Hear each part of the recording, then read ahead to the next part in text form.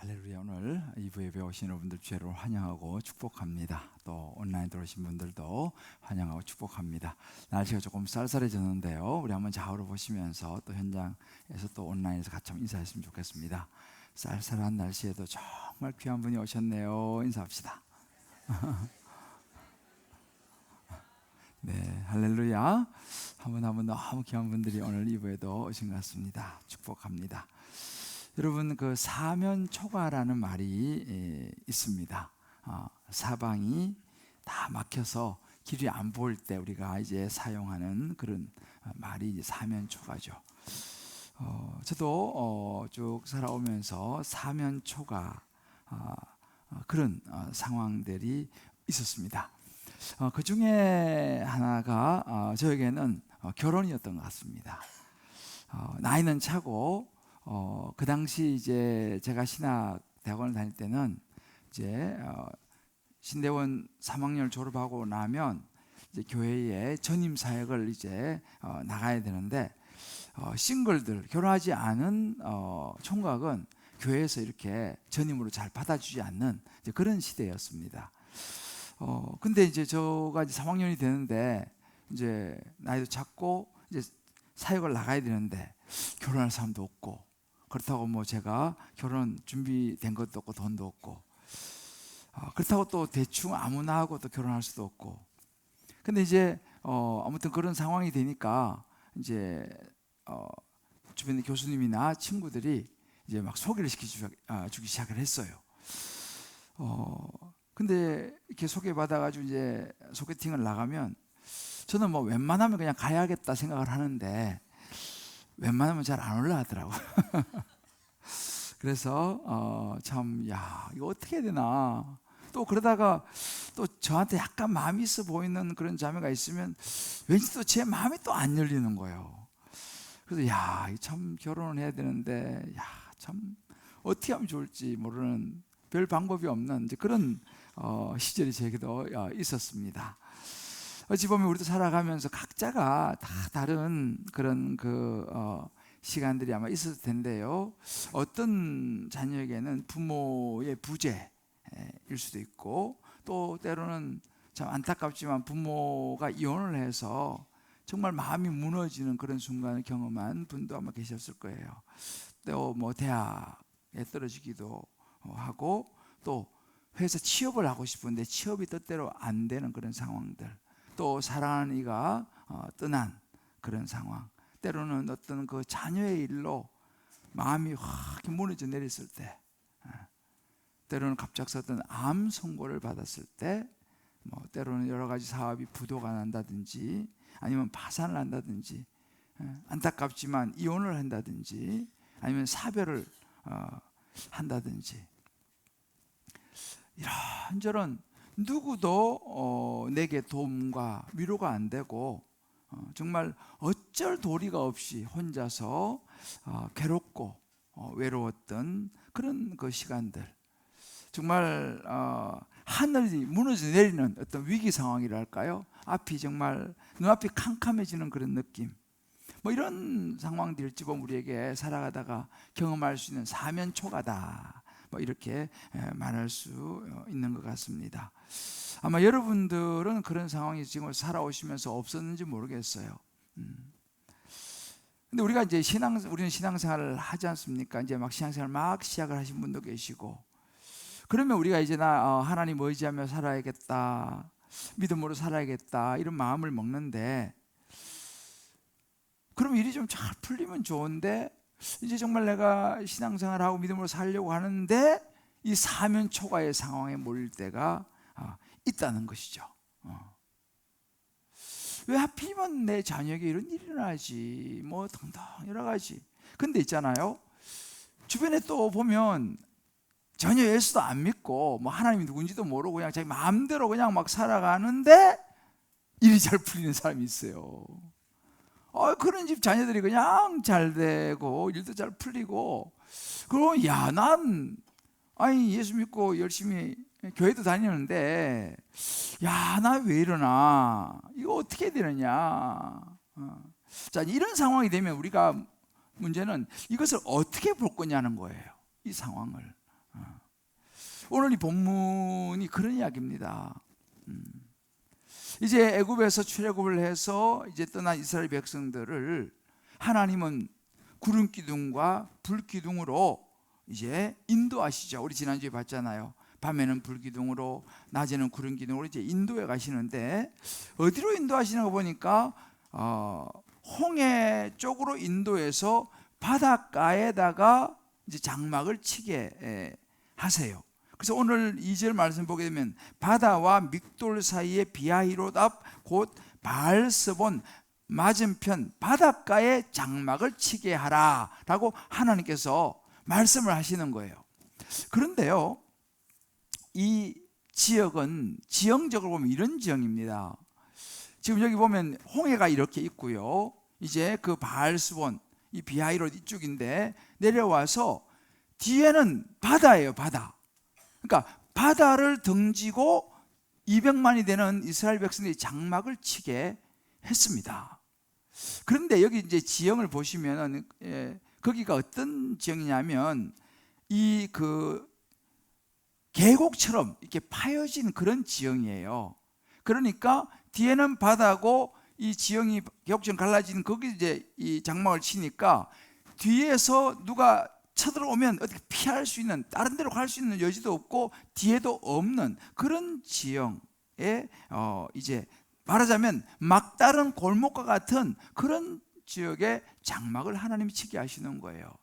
이 대목이 좀 이제 이해가 안 되는 그런 대목인데, 그러시면서 이제 바로가 3절에 보면 이렇게 말씀하십니다. 바로가 이스라엘 자손에 대하여 말하기를 그들이 그 땅에서 떠나, 이제 애굽에 떠나서 멀리 떠나 광야에 갇힌 바 되었다 하리라 라고 말할 것이다 라고 말씀하시는 거예요. 그러니까 쉽게 말하면 바로가 볼 때는 완전히 도가내든 지다 라고 생각할 것이라는 거죠. 왜요? 바로가 보니까 뒤에는 바다고 그 바다 앞에 장막을 치고 거긴 계곡인데 빠져나갈 데가 없어요. 200만이. 그러니까 전쟁으로 치면요 완전히 정말 그런 병법을 쓰면은 망하는 거죠. 완전히 어떻게 보면 자충수를 두는 거예요. 자, 여러분 보세요. 하나님이 인도하시는 길은 형통해야 되잖아요. 그죠? 길이 쫙 열리고 있잖아요.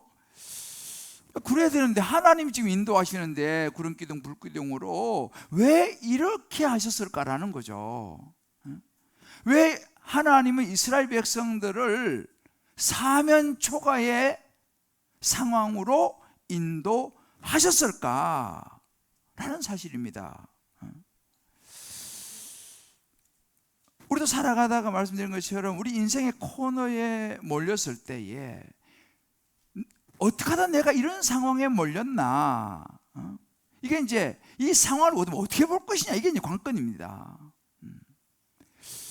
이 주어진 상황, 우리 가정의 상황, 우리 자녀의 상황, 내 어떤 뭐 직장과 어떤 취업과 어떤 사업과 여러 건강과 여러 상황들이 이렇게 막다른 골목에 탁 처했을 때에 이제 이 상황을 해석을 하고 이해를 해야 되지 않습니까? 그럴 때 이것을 보는 시선이 너무 중요한 거예요. 어떻게 볼 것이냐? 그냥 단편적으로 볼 것이냐? 아니, 우리는 그 큰 그림을 보아야 된다는 사실이죠. 그러니까 세상 사람들은 그런 상황이 되면 여러 가지 세상의 논리와 분석과 이런 것을 동원하지만 우리 하나님을 믿는 사람은 하나님의 관점, 하나님의 가치관, 하나님의 눈으로 볼 수 있어야 한다라는 것입니다. 그래서 오늘 이제 저와 여러분의 모든 삶이 다 다르지 않습니까? 또 온라인 들어오신 분들도 다 다르신데, 만약에 여러분들이 그런 상황에 혹시 처해 계시다면 여러 상황을 통해서 오늘 이 말씀을 통해서 성령의 음성을 잘 들으시고 그런 상황들을 어떻게 헤쳐나가야 될 것인지, 어떻게 뛰어넘을 수 있는지 지혜와 힘을, 또 하나님이 영안을 열어주셔서 그것을 바로 볼 수 있는 은혜가 임하시기를 주의 이름으로 축복합니다. 자, 그러면 우리가 이제 그럼 인생이 이렇게 코너를 몰릴 때에 생각해야 될 것이 있다고 말씀하세요.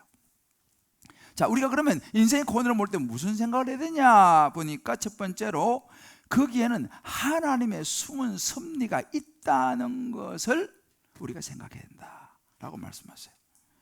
오늘 하나님께 이렇게 말씀하세요. 4절에 보니까 내가 그와 그의 온 군대로 말미암아 영광을 얻어 라는 구절이 나옵니다. 내가 바로의 마음을 완악하게 한 적 바로가 그들의 뒤를 따르리니 내가 그와 그의 온 군대로 말미암아 영광을 얻어서 이렇게 말씀하세요. 애굽 사람들이 나를 여호와인 줄을 알게 할 것이다 라고 말씀하세요. 아니 지금 우리가 볼 때는 전혀 이해가 안 되는데 아무튼 하나님 계획이 있으시다는 거예요. 어떤 계획이에요? 온 애굽 사람들이 비로소 내가 여호와인 줄을 알게 될 것이다. 하나님은요 지금 이스라엘 백성들이 이런 지형에 완전히 막다른 이런 지형에 있다는 것을 바로가 알게 되면 바로는 어떤 생각을 할 것인가를 아셨어요. 바로가 이스라엘 자손을 보고 말하기를 야, 저 어리석구나. 광야에 완전히 갇혔네. 저렇게 어리석을 수가 있어? 라고 생각할 것이라는 거예요. 하나님께서 말씀하셨어요. 바로가 이걸 보면서 어떤 마음을 먹었지, 어떤 생각을 할지, 어떤 행동을 할지 하나님은 훤히 알고 계셨어요. 반드시 추격을 해올 것이다. 아니나 다를까 이 소식이 바로에게 전해지니까요, 바로가 이스라엘 백성이 지금 광야에 거의 갇힌 수준으로 외통수의 지형에 있다는 소식을 들으니까 이 바로와 신하들이 어떤 생각이 올라오냐면요, 다시 그들의 본전 생각이 나는 거죠. 이제 뭐 아들 죽고 가축 처음 난 거 죽고 이제 어느 정도 조금 이제 좀 마음이 추스러지니까 그 소식을 들으니까 다시 그 마음에 교만이 올라오고 욕심이 확 올라오는 거예요. 야, 우리가 어쩌자고 저 이스라엘 백성들 노예를 보냈어? 아, 이럴 때가 아니지. 듣고 보니까 저 도관에 있던 쥐인데 다시 잡아와서 노예로 삼아야겠다 라는 생각을 하게 된 거예요. 하나님이 그걸 아셨죠, 이미 벌써. 그리고 실제로 바로는요 최정예 부대를, 이 전차 부대를 중심으로 이 기병대 해가지고요 최정예 부대를 급히 보냅니다. 잡아라는 거죠. 동아리던 지다. 자, 여기서 이제 우리가 보면요 바로의 해석이 나와요. 바로는요 광야에 갇힌 바 되었다라고 이제 해석을 하는 거예요. 저 어리석은 이스라엘 백성들 가가지고 우리가 밀고 들어가면 꼼짝없이 몰살당할 수 있는, 바로 사로잡을 수 있는 그런 곳으로 저 갔구나, 저 어리석은 백성들이라고 바로는 해석을 했어요. 그 상황을요. 여러분 잠언 14장 10절에 이런 구절이 있어요. 어떤 길은 사람이 보기에는 발라요, 필경은 사망이래요. 그러니까 바로는 지금 자기들이 딱 이 정예부대를 이끌고 가면 도관에 던지는 싹 잡으면 되잖아, 그죠? 라고 그들은 생각해서 이건 뭐 그냥 다 된 밥이다 그냥 하고 그들은 갔는데 그게 사망의 길일지는 바로는 몰랐죠. 바로의 판단은 너무 어리석었어요. 물론 병법이나 세상적인 논리를 보면 그건 뭐 정말 어리석은 자충수였죠. 그러니까 어리석다고 보는 것이 정상이죠. 그러나 바로의 그 판단은 반대로 너무 어리석었어요. 하나님께서는 나 여호와가 누구인지 알게 될 것이다 라고 하는 계획을 가지고 있었어요. 그러니까 바로하고는 전혀 반대의 생각이죠. 하나님이 온 땅의 주인인 것을 알게 될 것이다, 하나님께서 말씀하시는 거예요. 그러니까 지금 바로하고 지금 하나님 지금 게임을 하는 거예요. 완전히 반대로 생각하는 거예요. 여러분 누가 이기겠습니까? 이건 뭐 게임이 안 되는 거죠. 실제로 14장 25절에 보게 되면요, 여호와가 그들을 위하여 싸워 라고 하는 구절이 나와요. 이제 애국 군대가 추격을 해 옵니다. 이제 앞으로 이제 우리가 보게 될 거예요. 추격을 해 오는데 하나님이 그들과 싸우시는 거예요. 그러니 애국 군대가 어떻게 하나님을 이깁니까? 되면 안 되는 거죠. 물론 백성들은 몰랐습니다. 그들이 눈앞에 홍해가 갈라지는 기적이 일어날 것을 백성들은 몰랐죠. 반대로 그 갈라진 홍해가 애굽 군대, 그 애굽 사람들의 무덤이 될지 애굽 군대는 전혀 알지 못했죠. 모르는 거예요. 지금은요. 앞으로 어떤 일이 일어날지. 단 하나님이 말씀하신 거예요. 이 일로 말미암아서 나 여호와가 어떤 분인지, 나를 여호와인 줄을 저들이 알게 될 것이다. 이 계획만 딱 말씀하시는 거예요. 아직 어떤 일이 날지는 몰라요. 이 일을 통해서 이제는 애국 군대는 몰살하게 될 것이고, 그것을 보게 된 이스라엘 백성들은 그 하나님의 능력과 위대함을 볼 것이고, 그러면 야, 우리가 그 하나님의 백성이라고 하는 정체성을 가지게 될 것입니다. 하나님께서, 그러니까 하나님의 계획 속에는 우리 눈에는 완전히 인생의 코너죠.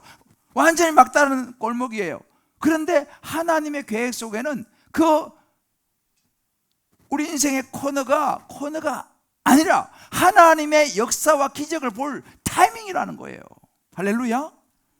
이제 그 타이밍에서 이스라엘 백성들이 하나님의 능력을 보게 될 것입니다. 이게 하나님의 계획이었어요. 어떻게 이 계획을 바로가 상상이나 할 수 있었겠습니까? 애국 군대가 상상이나 할 수 있었겠습니까? 물론 유대 백성들도 상상이나 할 수 있었겠어요? 근데 이게 하나님의 계획이었어요. 하나님의 숨은 섭리가 여기 있습니다. 앞으로 쫙 보게 될 거예요. 요즘 우리는 사무엘상을 묵상하고 있어요. 매일매일 큐티로. 거기 보면 사울이 이제 왕이 되는데요. 사울이 왕이 될 때 어떻게 사울이 왕이 되는가를 쫙 보면 참 이 하나님의 숨은 섭리가 나오는데, 이제 사울이 왕이 되려면 이제 제사장인 사무엘을 만나서 기름 부음을 받아야지 왕이 됩니다. 이제 그 과정들을 하나님이 어떻게 하시는지 보니까요, 그 사울의 아버지 기스가 암나기를 잃어버립니다. 당시 이제 암나기나 이런 가축들은 굉장히 중요한 재산이에요. 그래서 아버지 기스가 아들 사울에게 야, 너 빨리 가서 저 암나기 찾아라 라고 이야기를 합니다. 빨리 찾아라 시킵니다. 그런데 문제는 뭐냐면 이 사울이 아버지 말 듣고 암나기를 찾으러 돌아다니는데 아무리 찾아도 못 찾는 거예요. 큰일 났습니다. 아버지가 분명히 찾아오라고 그랬는데 낙심이 되는 거예요. 코너로 몰리는 겁니다. 그 사무엘상 9장 4절을 보면요, 이 사울이 에브라임 산지와 살리사 땅으로 두루 다녀보았지만 찾지 못해요. 암나기를. 사할림 땅으로 두루 다녀보았어요. 거기서도 없어요. 베냐민 사람의 땅으로 두루 다녀보았어요. 거기도 못 찾아요. 지금 이 사울이 온 동네 뭐 산골짜기 다른 지파들 다 찾는데 못 찾습니다. 낭패죠. 완전 이제 코너로 몰립니다. 어떡하지? 너무 안 좋은 상황인 거예요. 그런데 하나님은요, 그 상황을 통해서 사무엘을 만나도록 인도를 하세요. 그거 찾다가 사무엘을 만나가지고 못 찾아가지고 찾으러 다니다가 하나님의 사람을 만나게 되는데 사무엘을 만나요. 사무엘은 이미 하나님께서 말씀하셨죠. 너를 찾아올 것이다. 기름을 부어 왕으로 삼으라. 그래서 나귀 찾다가 찾아간 곳에서 사무엘을 만나게 되고 거기서 기름 부음 받아서 사울이 왕으로 세워집니다. 이것이 하나님의 계획이에요. 이것이 하나님의 인도하시며 이것이 하나님의 섭리입니다. 우리가 어떻게 알겠어요? 그 암나기 잃어버려가지고. 제가 전에 한번 말씀드렸습니다만은 저도 제가 이제 그 영국에서 이제 공부를 할 때 이제 대학원을 준비를 해서 어플라이라고 원서를 내고 다 돼서 이제 면접을 보러 갔어요.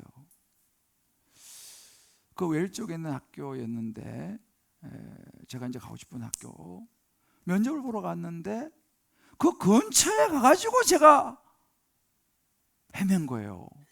바로 거기 학교가 있었는데 그걸 내가 못 본 거예요. 물론 그 학교가 그렇게 큰 학교는 아니어서 그렇습니다만은 뺑뺑뺑 도는데 그게 내 눈에 학교가 안 보이는 거예요. 마음은 급하죠. 결국 헤매다가 도착해서 면접실에 들어가니까 교수들이 다 가버렸어요. 면접도 못 보고 떨어졌습니다. 야, 어째 어떡하냐, 막막하더라고요. 눈앞이 깜깜해지는 거예요. 그동안 내가 준비해서 이렇게 해가지고 이렇게 면접 보러 왔는데 면접도 못 보고 떨어지고 너무 마음이 안 좋은 거예요. 이제 그럼 나 앞으로 어떡하지? 어디 학교로 가야 되나? 근데요, 시간이 지나서 돌아보면 그것이 하나님의 계획이셨어요. 그게 하나님의 은혜였어요. 이제 그 일로 저는 어쩔 수 없이 눈을 돌려야 됐어요. 어디 또 학교를 가야 되나 그래 찾다가 너무 먼 곳이에요. 런던에서는요. 그러나 그 스코틀랜드의 아버딘이라고 하는 대학을 제가 알게 됐어요. 그래서 그때는 어쩔 수 없이 그 학교를 갔는데, 가서 공부를 하면서 그 학교는 500년 된 역사를 가진 학교였고, 그곳에서 정말 제 인생이 바뀌는 터닝 포인트에 대한 하워드 마셜이라는 교수를 제가 만나게 됐어요. 그러면서 그 교수님을 만나서 제가 공부하고 사사를 받으면서 제 인생이요 확 바뀌었어요. 그때 만약에 내가 그때 그 학교를 금방 찾아가지고 가가지고 면접을 보고 그 학교를 갔다면 글쎄 어떻게 했을까 모르겠어요. 그게 상당히 조그마한 학교였는데 하나님의 구원의 섭리가 제 인생에 그렇게 다가오더라고요. 이것이 하나님이 하시던 일이에요. 저는 돌아보면서 참 우리가 살아가면서 우리 인생에 당장 앞나기를 잃어버렸다고 낙심하거나 절망할 것가 없어요.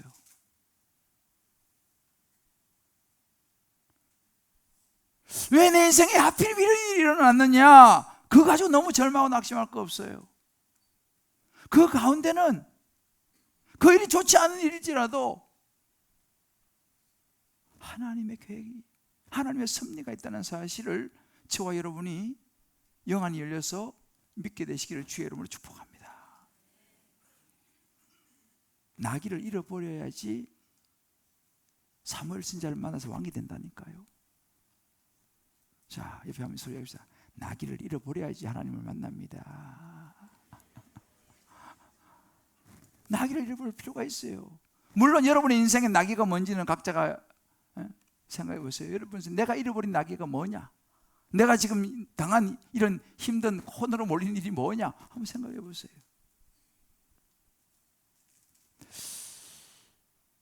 이 보면요, 근데 그 과정에서 한 사람 역할이 있어요. 뭐냐면 사울이 이제 막 그 찾아다니다 못 찾으니까 밑에 사환이죠. 사환이 주인님, 저기 가면 하나님의 사람이 있는데 그 가서 한번 좀 물어보시면 어떻겠습니까? 라고 사환이 이야기를 해줘요, 이 사울한테. 그러니까 그 사환의 이야기를 듣고, 그래?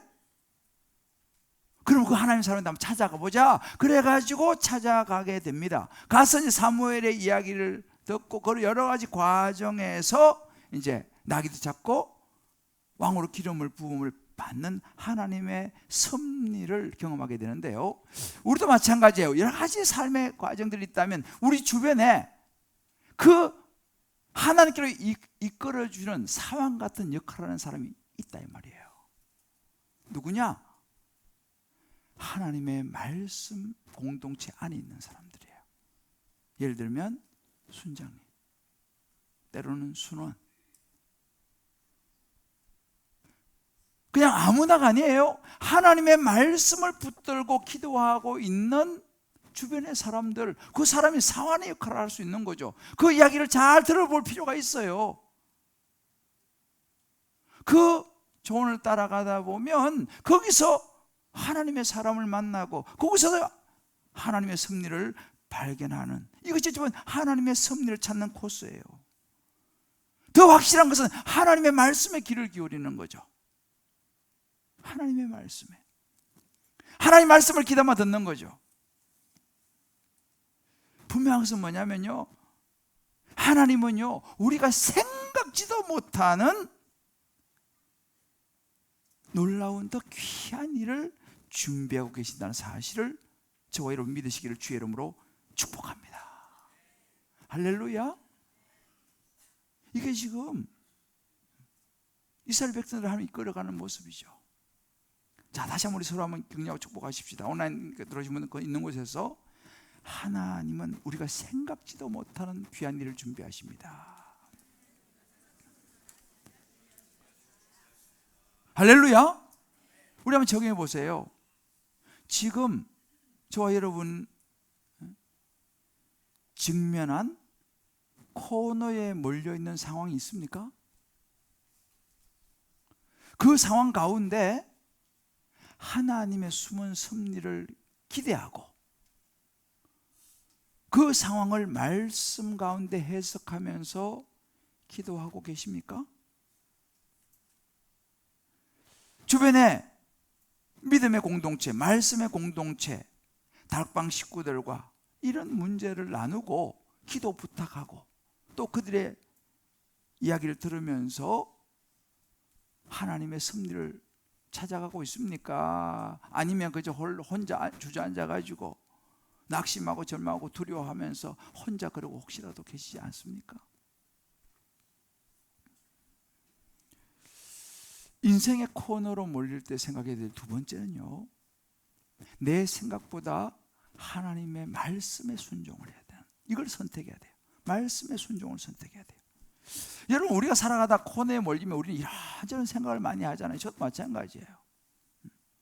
그동안 여러 가지 내 경험도 생각하고 인맥도 생각하고 인맥도 동원하기도 하고 우리가 이런저런 우리가 받을 수 있는 세상의 여러 현실적인 도움들을 찾습니다. 도움이 되는 것도 사실이죠. 그렇지만 하나님은 성경을 통해서 우리에게 무슨 말씀하시냐면 말씀에 순종을 해라.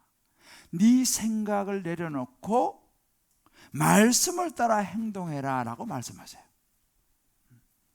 여러분, 내 생각과 내 인맥이 더 힘이 있을까요? 우리 인생을 이끌어 가신 천지를 창조하신 하나님이 더 힘이 있을까요? 하나님이시죠. 자, 여러분 보세요. 모세를 통해서 하나님이 이제 이스라엘 백성 홍해길로 인도하셨습니다. 이스라엘 백성들이 어땠을까 생각해 보는 거예요. 저기들도 가다 보니까 여기는 바다인데 길도 없는데 이거 완전히 야 이거 좀 저기 하지 않아? 이거 바다, 우리가 지금 바다, 왜 우리를 바다로 이끌지? 바닷가에 장막을 치라고? 이거 좀 이상하지 않아? 이스라엘 백성들도요, 상식이 있다면 야 바로 군대가 이거 죽이기에 올 수도 있는데 그럼 이거 어떡하나? 이런 생각을 아마 저는 못하진 않았을 거라 생각해요. 그러니까 그런 이런저런 환경을 보고 이러면요 아마도 순종하지 못했을지도 몰라요. 왜? 상적으로 보면 지금 이 길이 아닌 것 같거든. 그런데 있잖아요, 하나님께서 이 모세를 통해서 그와 그의 군대가 하나님이 하나님 됨을 보게 될 것이다 라고 말씀하셔요. 근데 이스라엘 백성들이 그때 반응이 4절에 나옵니다. 이 군대가 추격을 오게 되는데 그때 그것을 통해서 애굽 사람들 내가 여호와인 줄 알게 될 것이다 라고 하는 계획을 말씀하세요. 어떻게 될지는 모르죠. 그런데 그 말을 듣고 무리가 그대로 행하니라 그랬어요. 이게 핵심이에요. 무리가 그대로 행하니라. 하나님 말씀대로 행했습니다. 당장 말이 안 되는 것 같이 보이죠? 이해가 안 되는 거예요. 이게 무슨 이게 되냐. 그런데 그들은 하나님의 계획이 이해가 안 되지만 그 계획을 따라 그대로 행했어요. 순종했다 이 말입니다. 하나님의 말씀에 순종을 했어요. 여러분 가끔 이런 사람들이 많아요. 주변에 있죠. 근데 이해만 되면 내가 믿겠습니다. 하나님 보여주면 내가 믿겠습니다. 여러분, 이 신앙은요, 그게 아니에요. 믿으면 보입니다. 순서가 이해가 되면 믿겠다가 아니고 믿으면 이해가 되는 거예요. 할렐루야. 보여주면 믿겠다가 아니라 믿으면 보이게 된다. 이게 하나님의 원리인 거예요. 여러분 생각해보세요. 홍해가 갈라지는 사건이 어떻게 이해가 됩니까? 어떻게 바다가 갈라져요? 홍해가 갈라진다고 상상이나 할 수 있겠습니까? 애국 군대는 뭐 말할 것도 없고 이스라엘 백성도 말할 것도 없고, 저는 아마도 모세도 그 생각은 못했을 거예요. 모세조차도 지금 하나님께서 이끌어 가라고 말씀하시긴 하는데 그 다음 이야기를 안 하니까 모세조차도 바다가 어떻게 무슨 일이 날지는 하여튼 일어나는 거는 맞을 텐데 바다가 갈라진다고 난 모세조차도 난 상상하지 못했을지 않나라고 생각되는 거예요. 왜 성경에 보면 몰라요. 하나님 말씀하지 않으셨기 때문에. 그런데 모세가 그 말씀을 따라 이스라엘 백성을 이끌고 가고 백성들도 따라 진행을 했다 이 말입니다. 요즘 우리가 사무엘상 보면 그런 말 나오잖아요. 순종이 제사보다 낫다. 내 생각보다도 내 계산보다도 하나님의 말씀에 순종하는 것이 그게 지혜로운 삶이다. 할렐루야. 그래서 우리가 성경 시편 119편 105절에 보면 이런 구절이 있어요. 주의 말씀은 내 발의 등이고 내 길의 빛이다 그랬어요. 어두운 밤길을 갈 때로 진짜 깜깜한, 도시에서는 뭐 별로 그런 경험할 수 없겠지만 옛날 시골에 보면 정말 깜깜할 때가 있어요. 안 보입니다. 등불이 있어야 되는 거죠. 우리 인생에 좀 그래요. 우리 인생이 정말로요, 그냥 안개와 같을 때가 많아요. 어두운 밤이에요. 뭐가 나타날지 어떻게 할지 모르는 거예요. 우리에겐 등이 필요한 거죠. 불이 필요한 거죠. 제가 이번 주에 늘 가는 기도원에 눈이 많이 와갖고 전기가 나갔어요. 아이고, 칠흑같이 어두운 복도 아무도 안 보이는 거예요. 그래서 이제 핸드폰 해가지고 우리 씨가 이렇게 해서 갔는데, 우리 인생이 그렇다는 거죠. 그때 하나님의 말씀이 우리의 발에 등이 되고 빛이 된다.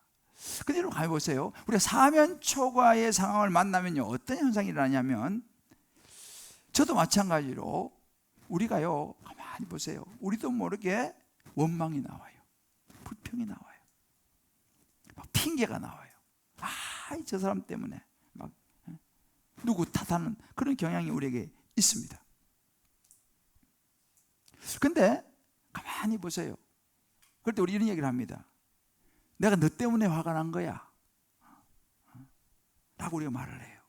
근데 가만히 그걸 생각을 해볼 필요가 있어요. 당신 때문에 내가 화가 났어. 이 상황 때문에 내가 지금 이렇게 힘든 거야 라고 말하는데, 가만히 그걸 생각해 보면, 그러면요, 그렇게 말하는 우리는요, 그 사람이 우리의 인생을 좌지우지하는 거예요.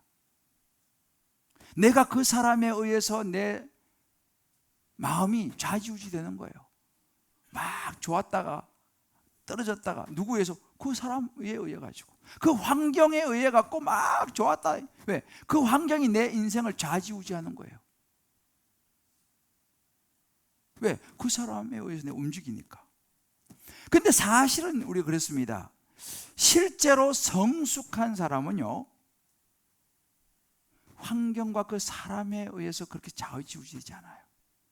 그걸 다스리지. 우리가 예를 들어서 자녀의 이런저런 일 때문에 거기에 우리 온 마음이 기분이 좋아졌다가 나빠졌다가 막 우리 요동을 치지 않습니까? 우리 마음이. 그러면 뭐예요? 나는 그 자녀에 의해서 내 인생이 좌지우지되는 거예요. 어떤 상황, 어떤 직장, 뭐 사업, 이런 그거에 의해서 내 인생이 좌우되는 거예요. 지배를 받는 거죠. 그러나 정말 내가 더 성숙하다면 자녀가 어떻게 하든지 간에 내 상황과 이런 것들이 어떻게 하든지 간에 나는 거기에 반응을 보이기보다는 그것을 내가 컨트롤하고 다스려 나가게 되겠죠. 근데 이게 어렵다는 이야기입니다.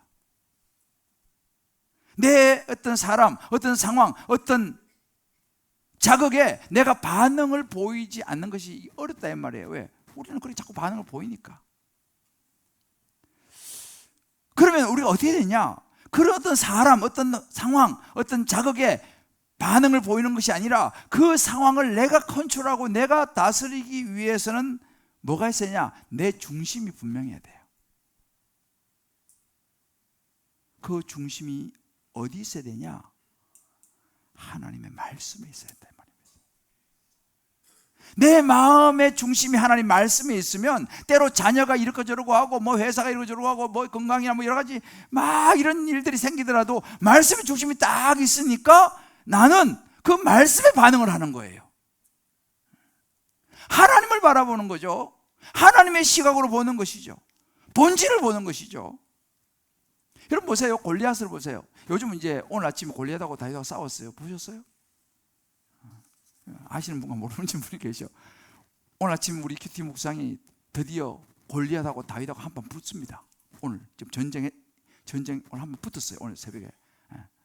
저는 보고 왔는데 못 보셨네. 근데 보세요. 지금 골리앗이 있잖아요. 이스라엘 백성과 블레셋 이제 나와서 대치하고 있습니다. 여러분 옛날의 전쟁은요 막 싸우는 게 아니라 장수를 한 명씩 내보내요. 그래서 장수가 한 명씩 나가지고 1대1로 맞짱을 뜨는 거예요. 그래가지고 이기면 사기가 올라가는 거고 지면 사기 꺾이는 거예요. 이제 삼국지 같은 데 보면 그 관우 장비 막 싸울 때 보면 딱 대표로 나가서 싸우지 않습니까? 옛날에 그런 싸움이었어요. 그러니까 지금 블레셋이 골리앗 키가 3m예요.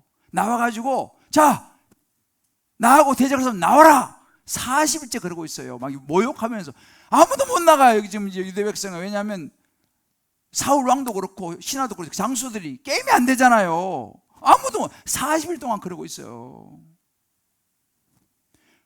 뭡니까? 그들은 지금 골리앗이라고 하는 3m의 거구의 장수를 눈에 보는 거죠. 그 환경에 이제 지배를 받는 거죠. 그 눈에 보이는 거 그걸로 지배니까 아무도 못 나가는 거죠. 아무리 모욕을 당해도 못 나가는 거예요. 왜? 두려움에 쌓여 있어요. 이게 육의 생각입니다. 보이는 환경과 자극과 그 사람에게 주는 게 완전히 들어서 못 나가고 있죠. 그런데 그때 치고 나가는 한 사람이 있었어요. 다윗이었어요. 다윗은 아직 뭐 키도 그렇고 아직까지 이 젊은 청년이었어요. 그런데 다윗은 그것을 그 사람, 그 환경, 그 자극을 보지 않고 다윗은 무엇을 보았냐면 본질을 봤어요. 그리고 다윗이 이렇게 이야기합니다.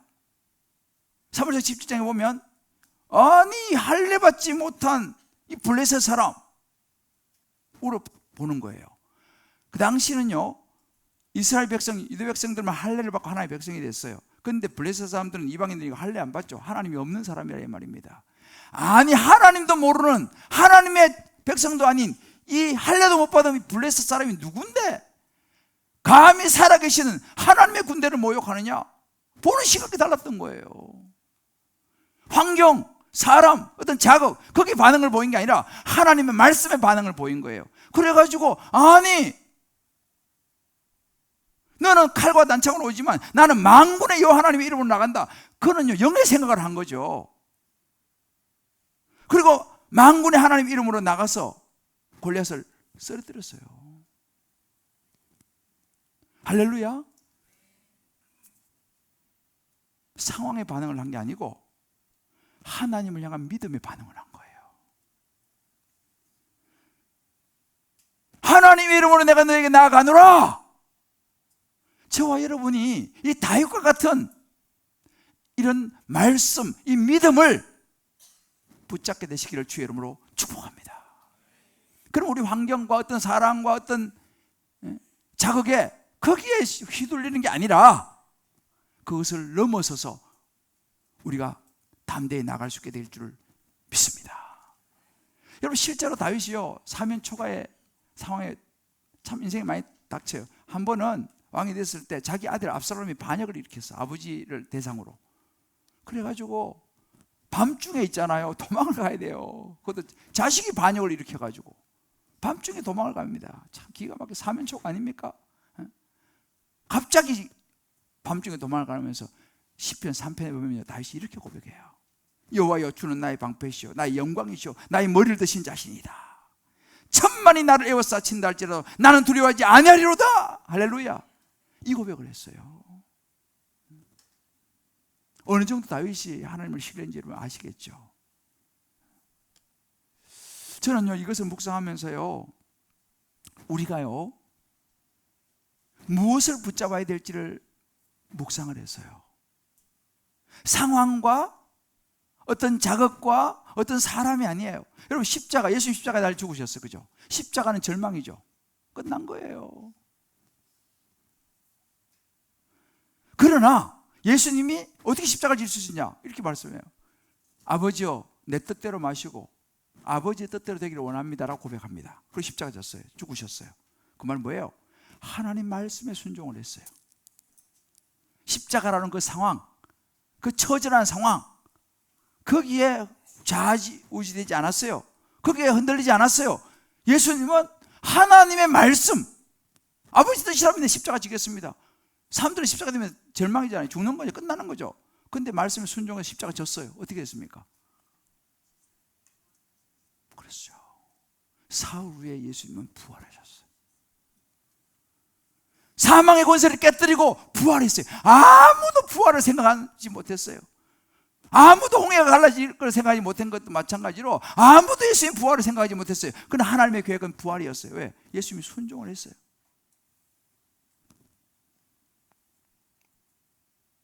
그 부활 앞에서 사람들이 하나님이 여호와이신 것을 알게 된 줄을 믿습니다. 바울이 이렇게 말한 거예요. 십자가의 도가 멸망하는 자들은 미련한 것이에요.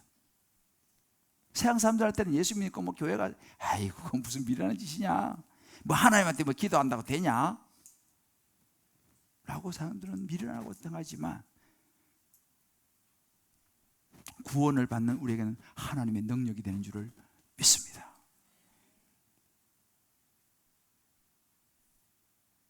우리 한번 각자 적용해 보십시다. 우리가 인생의 코너에 몰렸을 때 내 생각보다 하나님 말씀에 순종하십니까? 아니면 여전히 내 생각에 사로잡혀가지고 교회에 다니고 예수 믿는 건 예수 믿는 거고 하나님 믿는 건 믿는 거고 현실은 현실이고 라고 생각하지 않습니까? 시험 당할 즈음에 피할 길을 내시는 하나님의 능력, 다윗처럼 고백할 수 있습니까? 사랑하는 성도 여러분,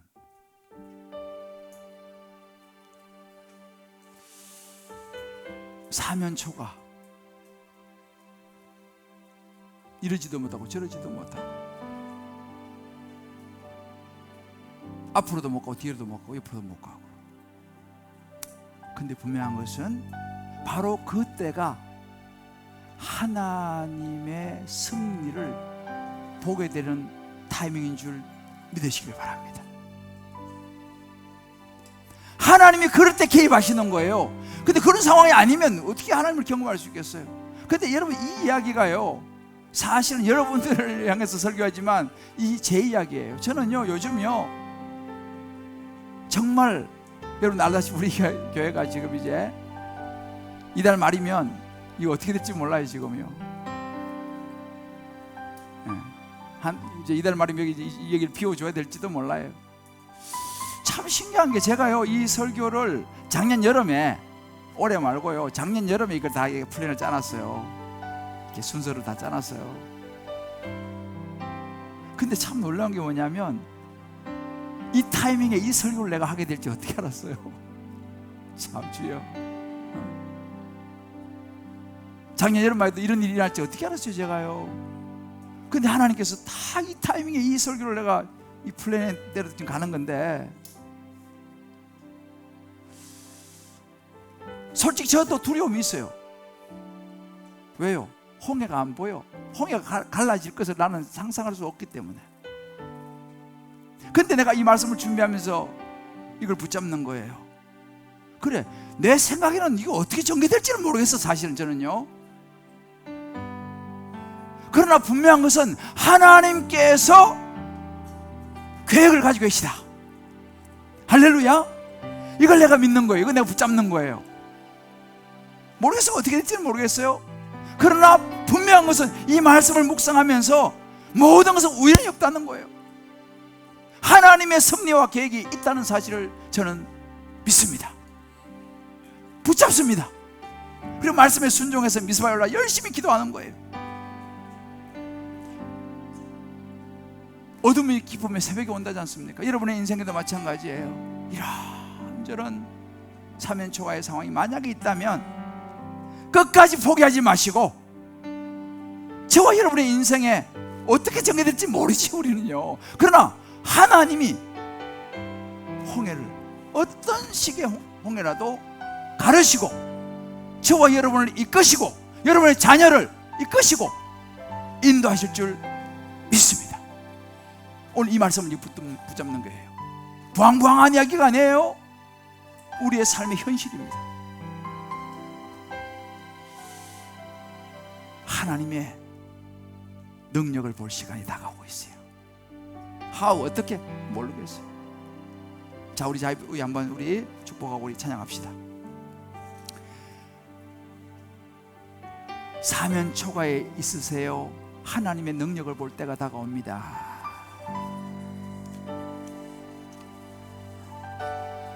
하나님은 실수하지 않으십니다. 우리 한번 이 시간 이 찬양 같이 한번 부르십시다. 하나님의 부르심에는 후회하심이 없네. 우리 한번 찬양하고 우리 한번 기도하겠습니다.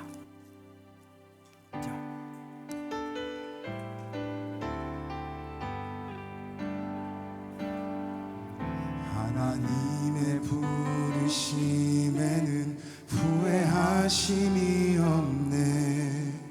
내가 이 자리에 선 것도 주의 부르심이라.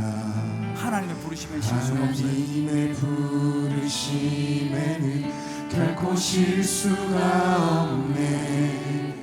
나를 부르신 하나님의 신실하심을 다시 한번 부르십시오. 하나님의 부르심에는 후회가 없어요. 하나님의 부르심에는 후회하심이 없네. 우리가 이 자리에 있는 것도, 내가 이 자리에 선 것도 주의 부르심이라.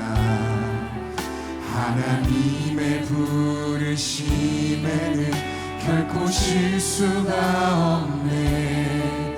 나를 부르신 하나님의 신실하심을 믿네. 날 부르신 뜻, 날 부르신 뜻 내 생각보다 크고, 우리 향한 계획은 날 향한 계획 나의 지혜로 증명 못하나. 가장 좋은 길, 가장 좋은 길로, 가장 완전한 길, 가장 완전한 길로 오늘도 우리를 이끄시고 계십니다. 오늘도 날 이끄심 있네. 작은 나를 부르신 뜻을, 작은 나를 부르신 뜻을 나는 알 잘 수 몰라요. 없지만 오직 감사와 순종으로 주의 길을 가리라. 때론 내가 주님이 날 연약해져도 도우시니, 주님 날 도우시니 주의 놀라운 그 계획을 나는 믿으며 살리. 날 부르신 뜻 내 생각보다 크고,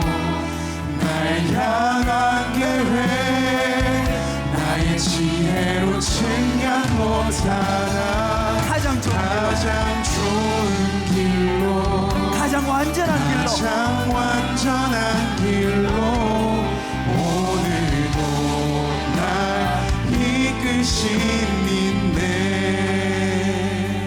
여러분, 신앙생활은요 추상적이지 않습니다. 우리가 하나님을 믿는 거,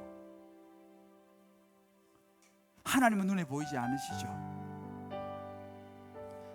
그래서 우리에게 믿음이 필요하다고 말씀하시는 거예요. 믿음이라는 것이 뭐냐? 바라는 것의 실상이고 보이지 않는 것을 보는 것, 그거 믿음이라고 그랬어요. 평소에 믿음이 필요 없어요. 우리는요, 내 인생의 사면 초과에 있을 때에 그때 믿음이 필요한 거예요. 내가 이해되지 않는 그때, 그래서 믿음이 필요한 거죠. 안 그러면 모든 사람이 다 하나님 믿겠죠. 믿음은 이때 필요한 거예요. 여러분의 인생이 너무 힘들고 어렵고 어떻게 될지 불확실한 안개 같을 때, 그래 하나님의 섭리가 있어, 이거를 붙잡는 거예요. 할렐루야. 그거 믿는 거예요. 야, 우리 자녀가 어떻게 될까 앞으로 모르죠. 그러나 우리 믿는 구석이 있는 거예요. 하나님이 살아계시니까, 하나님의 계획이 있으시니까. 할렐루야. 이게 예수 믿는 거예요. 이게 하나님 믿는 거예요. 하나님 반드시 좋은 걸 줄 줄 믿으니까. 저는요, 저도 여러분도 그 하나님을 믿기를 바라요. 그 하나님 붙잡기를 바라요. 아멘입니까? 하나님이 여러분과 여러분의 자녀와 모든 삶을 인도하심을 믿습니까? 한번 크게 한번 해보세요. 믿습니까? 아멘이죠. 아멘이죠. 하나님의 부르시면 후회가 없어요. 실수하지 않습니다. 사람이 아니에요. 하나님은요. 우리 한번 1절만 한번 부르고 그 하나님께 한번 기도하며 나갑시다. 가사 생각하면서. 하나님의 부르심에는 후회하심이 없네. 내가 이 자리에 선 것도, 내가 지금 우리가 이 자리에 서 있는 것도 하나님 부르심이에요. 주의 부르심이라. 하나님의 부르심이에요. 하나님의 부르심에는 결코 실수가 없습니다. 결코 실수가 없네. 나를 부르신 하나님, 나를 부르신 하나님 신실하심을 믿으시. 우리 신실하심을 오른손으로 사용합시다. 하나님을 향하여 날 부르신 뜻, 날 부르신 뜻, 내 우리 생각보다 커요. 날 향한 계획은 향한 계획, 우리 지혜로 청량이 안 돼요. 어떻게 홍해가 가십니까? 가장 좋은 길, 가장 좋은 가장 길로, 완전한 길로, 가장 완전한 길로 오늘도 날 이끄시니. 날 부르신 뜻, 우리 자녀를 향하여, 우리 가정을 향하여, 우리 인생을 향하여 생각보다 크고 하나님이 우리를 향한 계획은 향한 계획, 나의 지혜로 측량 못하나 가장 좋은 아멘. 길로, 가장 완전한 길로, 가장 완전한 길로 오늘도 날 이끄시는데. 우리 한번 이제 눈을 감고 한번 기도하십시다. 하나님을 붙잡읍시다. 지금 우리 인생이 코너로 몰려 있습니까? 막다른 골목입니까? 두렵습니까? 우리 하나님을 신뢰합시다. 어떻게 홍해가 갈릴지 우리는 모르죠. 그러나 분명한 것은 하나님의 홍해를 가를 것입니다. 믿습니까? 말씀의 순종을 선택합시다. 우리 한번 주여 외치고 각자 음성 붙들고 결단하면서 주여 앞에 기도로 나아가겠습니다. 주여,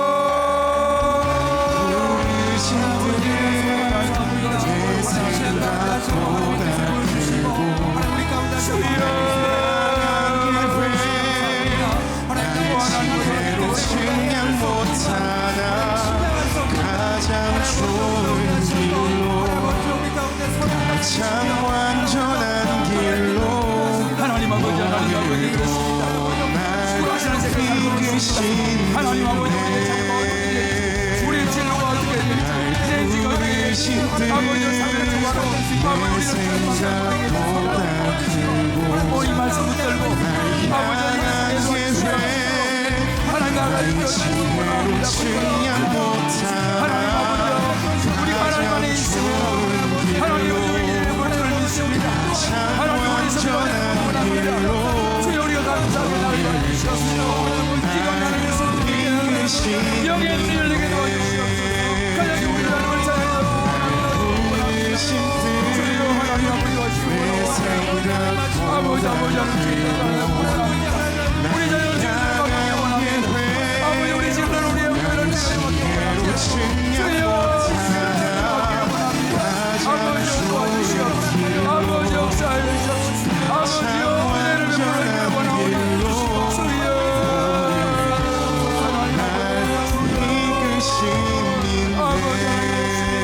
하나님 말씀을 따라 나는 우리 주님이 되게 하옵소서. 말씀을 따라 나는 우리 주님이 되게 하옵소서. 아버지 사회와 결리가 하나님을 지혜로 측량 못하나 가장 좋은 길로 참 완전한 길로 오늘 날 이끄시네. 날 부르신 뜻 내 생각보다 크고 주님 그렇습니다. 날 향한 계획 나의 지혜로 측량 못하나 가장 좋은 길로 가장 완전한 길로 오늘도 날 이끄심이네. 주님 그렇습니다. 우리가 하나님 안에 있으면 모든 것이 우연이 아니라 하나님의 구원의 섭리 가운데 일어나는 일임을 믿습니다. 주어진 우리의 삶에 감사하기를 원합니다. 기도하면서 하나님의 섭리를 깨닫는 영안이 우리 모두에게 열리게 하여 주시옵소서. 가장 좋은 것을 주실 하나님을 기대하게 하여 주시옵소서. 아멘. 주님, 어려울 때 하나님의 능력을 보게 될 줄을 믿습니다. 아멘. 우리의 자녀의 앞길을 주의 손에 맡깁니다. 우리의 직장과 사업을 주의 손에 맡깁니다. 우리의 건강을 주의 손에 맡깁니다. 하나님의 섭리 가운데 인도할 줄을 믿습니다. 아멘. 하나님의 부르시면 후회가 없음을 믿습니다. 어떻게 우리 인생의 홍해가 어떤 식으로 갈라질지 모르지만 우리 교회 앞에 우리 각자의 삶 가운데 홍해가 어떤 식으로 갈라질지 우리는 알지 못합니다만 하나님은 반드시 각자의 삶 속에 홍해를 가르실 줄을 믿습니다. 아멘. 그리고 하나님이 하나님 되심을 우리가 알게 하실 줄을 믿습니다. 아멘. 결단하고 말씀 붙들고 다 일어나는 모든 주의 백성들을 축복하여 주옵소서. 아멘. 예수님의 이름으로 기도합니다. 아멘.